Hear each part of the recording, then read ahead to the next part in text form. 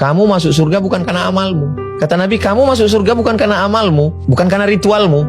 Wow. Lalu sahabat bertanya, engkau ya Rasulullah juga masuk surga bukan karena ritualmu? Bukan. Terus kenapa? Illa ayyataghammadani Allahu birahmatih. Aku masuk surga karena kasih sayang Allah. Jadi kalau kita beramal beribadah itu karena kasih sayang Allah, kan beda dengan karena ketakutan. Mohon maaf jangan tersinggung. Mungkin mental kita mental kuli. Kuli ini tidak hina, karena mereka adalah orang yang tulus ikhlas bekerja.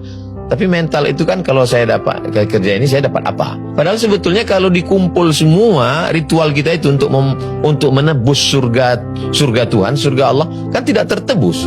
Bagaimana mungkin seorang Abdul Somad yang hidup 63 tahun, potong tidur, potong kerja, potong ini, berapa persen dari ritual ibadahnya untuk menebus surga yang kekal selamanya? Kan nggak bisa. Terus masuk surga itu kenapa? Karena kasih sayang Allah. Kalau dia masukkan kita ke surganya karena kasih sayangnya, lalu kenapa kita nggak punya kasih sayang? Saya kalau ngobrol sama banyak teman muslim saya gitu ya, mereka sangat fokus banget sama pahalanya, ya kan? Jadi oh ya biar dapat pahala lebih banyak supaya nanti di surga dan lain-lain. Tapi kalau misalnya tadi Nabi sempat bilang bahwa orang masuk surga bukan karena amalnya, tapi karena kasih sayang Tuhan. Jadi apa pahala yang selama ini mereka kumpulkan gitu?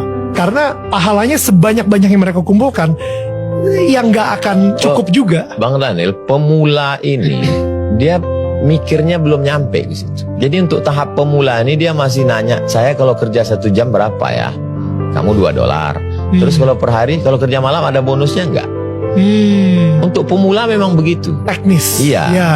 Kalau dia mau jalan, dia mau mikir, mau merenung, mau belajar, nanti dia akan keluar dari lingkaran pahala itu kepada merindukan kasih sayang. Tapi karena dia jalan di tempat, keilmuannya di bidang yang lain, dia S1, S2, S3, pangkatnya naik terus dari golongan 2A, 2B, 2C sampai 4E. Tapi proses pemikiran beragamanya jalan di tempat. Anak kecil terjebak di tubuh orang dewasa, berbahaya. Kalau kamu nggak sholat, masuk neraka. Kalau kamu minum, masuk neraka.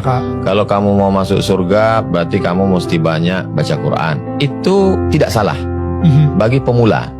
Toh kita juga dulu diajarkan orang tua kan begitu. Nanti kalau kamu juara, kamu dapat hadiah ini. Kalau kamu nggak naik kelas, subsidi silang putus.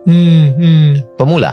Tapi setelah kita dewasa, kita tidak lagi melihat itu. Semua kita berikan kepada orang tua. Kenapa? Cinta. Ambillah ini semua, Mak. Apa yang mau nih, ambillah. Kenapa? Karena aku tidak bisa membalas sekali teriakanmu saat melahirkan aku. Jadi perlu kedewasaan. Jadi sekarang banyak anak-anak yang terjebak di tubuh orang dewasa. Cara berpikirnya, berpikir anak-anak. Tapi dia tubuhnya sudah dewasa. Saya pun juga dari awalnya juga begitu. Nanti kalau gini dapat pahala ini, kalau ini dapat pahala ini. Tapi lalu kemudian kita berproses sampai pada puncaknya adalah semua yang kita lakukan ini untuk turunnya kasih sayang Tuhan, supaya dia sayang sama kita. Kalau dia sudah kasih sayang sama kita, maka semua dia beri. Kalau kita hanya berharap pahala, yang dapat cuma pahala. Tapi kalau kita berharap kasih sayangnya, maka semua dia beri. Ada orang tua, nanti kalau kamu masuk kelas, gaji jajannya segini. Kalau nanti ranking 1, hadiahnya ini. Dapatnya cuma itu. Tapi kalau kasih sayang orang tua didapat, sentuhlah pada hatinya, letak kasih sayangnya, maka semuanya akan yang dikasih. Tidak lagi hubungan ganti rugi. Tidak barter. Transaksional ya. Hubungan kita dengan Tuhan itu bukan barter, transaksional. Saya ngerti sih, karena dulu saya transaksional banget soalnya. Ada yang lebih mengerikan lagi, diangkat Tuhan sebagai direkturnya. Kalau saya buat gini, gaji saya begini. Kalau saya lembur, gaji saya begini. Kalau ternyata saya sudah kerja nggak dapat yang saya inginkan, dia komplain, unjuk rasa. Tuhan mana?